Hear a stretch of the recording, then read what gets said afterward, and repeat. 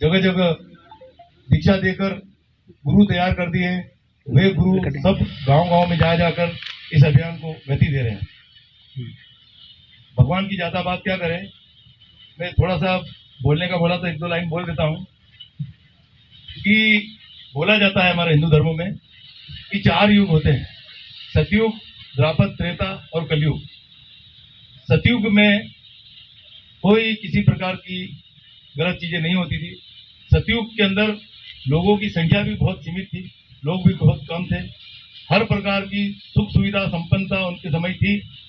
और सतयुग का काल ऐसा रहता है कि लोग बोलते हैं कि सतयुग में जन्म लेना चाहिए, सतयुग में जन्म लेने का किसी भी आत्मा को मौका मिले। आप सब जानते हो कि ये जो शरीर है, ये आत्मा चली गई इस शरीर से, शरीर कोई काम का नहीं। तो जो हमारी आत्मा है वही किसी के शरीर में प्रवेश लेकर आत्माओं को, जिस दिन आत्मा परमात्मा में विलीन हो जाएगी तो वो वहां पर समाप्त होगी, उसको पूरा पुण्य मिल जाएगा। लेकिन सतयुग के बाद दूसरा युग आया द्वापर। फिर द्वापर में थोड़ा सतयुग से कम, लेकिन उस समय भी बहुत अच्छा युग था, भगवान राम ने जन्म लिया। उसके बाद त्रेता युग आया और द्वापर में भगवान राम का रावण का युद्ध हुआ, रामायण हुई। उसके बाद जब त्रेता आया तो त्रेता में थोड़ा और गड़बड़ियां ज्यादा बढ़ी, लोगों में दृढ़ता ज्यादा आई और उस समय महाभारत जैसा युद्ध हुआ। भगवान श्री कृष्ण उस समय अवतार लिया था। अब ये चल रहा है कलयुग। कहते हैं कि कलयुग में कल के अवतार होगा, और इस कलयुग के अंदर ये जो कलयुग है इसका भी जो पुराण है उसमें वर्णन है कि जो सतयुग है उसका समय बहुत कम है, द्वापर का उससे थोड़ा बड़ा, त्रेता का उससे बड़ा, और ये जो कलयुग है इसका बहुत बड़ा युग रहेगा।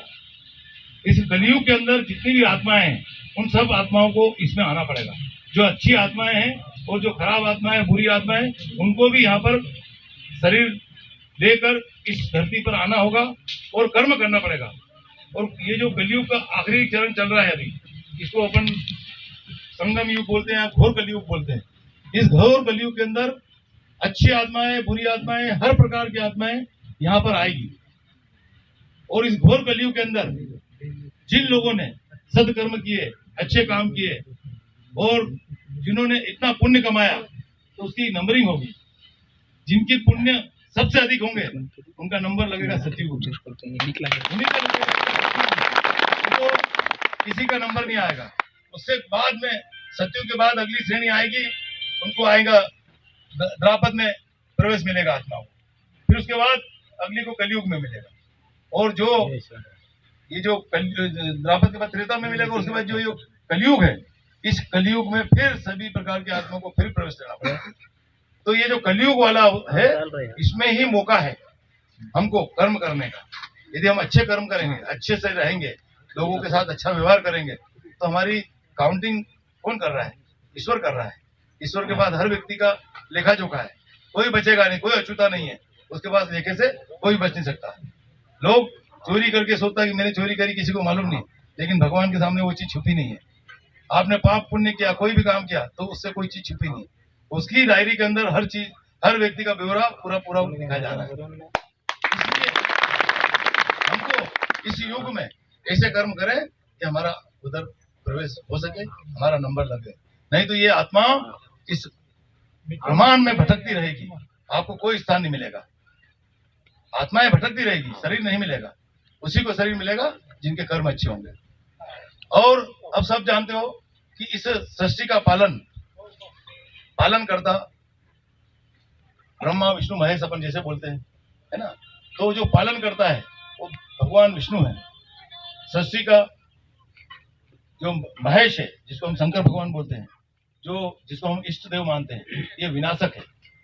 तो ये धरती भी ऐसा नहीं है कि यहाँ पूरा रहेगा, एक समय ऐसा आएगा कि पूरी तरह से ये नष्ट होगी, आग का गोला बनेगा, खत्म होगी, फिर उसके बाद इसमें बर्फ जमेगी, फिर ठंडी होगी।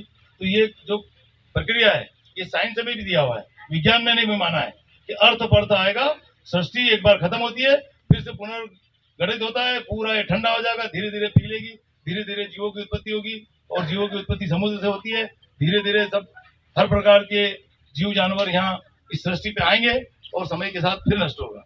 हम जैसे डायनासोर का नाम सुनते हैं कि डायनासोर इस पृथ्वी पे रहते थे, बहुत बुद्धिमान थे वो और बहुत खुखार भी थे, लेकिन सृष्टि में ऐसी कोई घटना घटी कि वो समूल नष्ट हुए।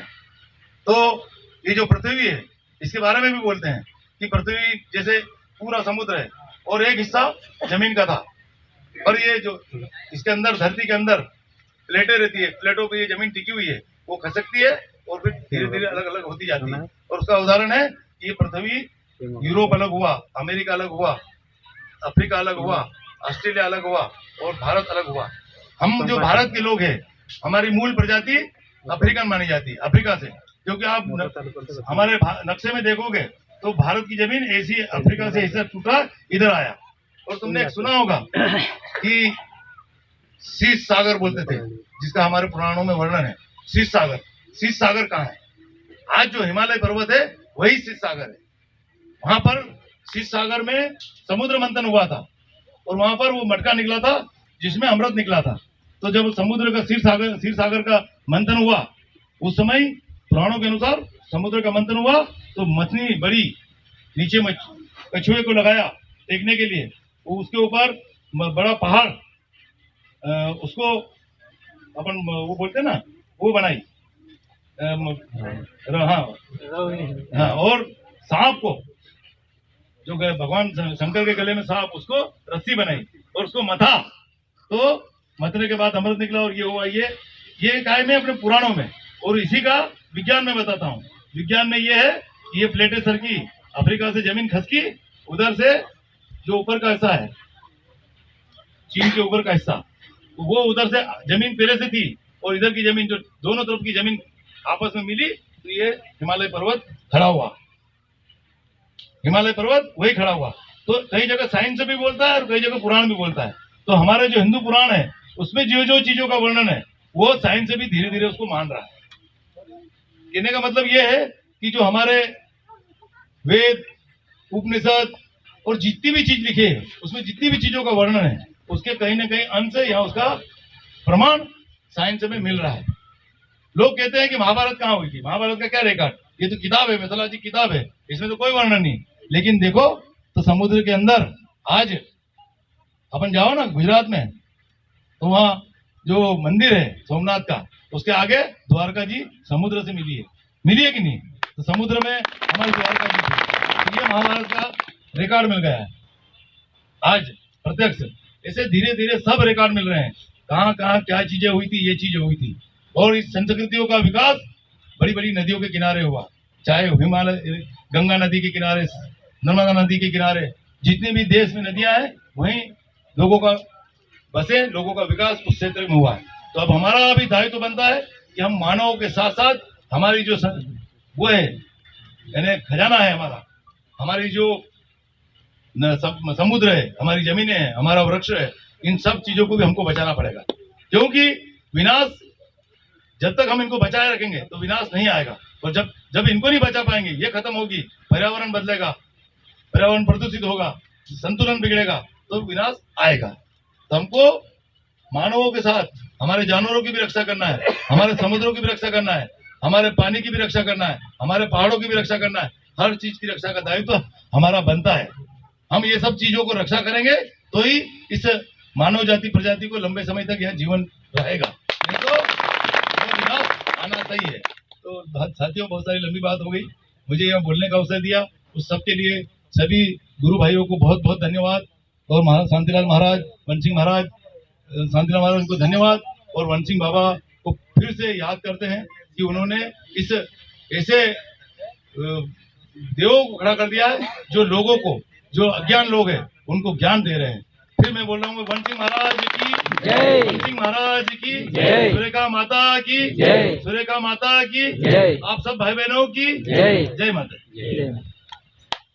बहुत बहुत धन्यवाद राजन भाई, वास्तव में आपने बड़ा पहली बार विस्तार से समझाया, अच्छा लगा कि चारों युगों की बात कर दिया आपने। और थोड़ी सी देर में सभी का वृत्तांत करके बता दिया, अच्छी बात।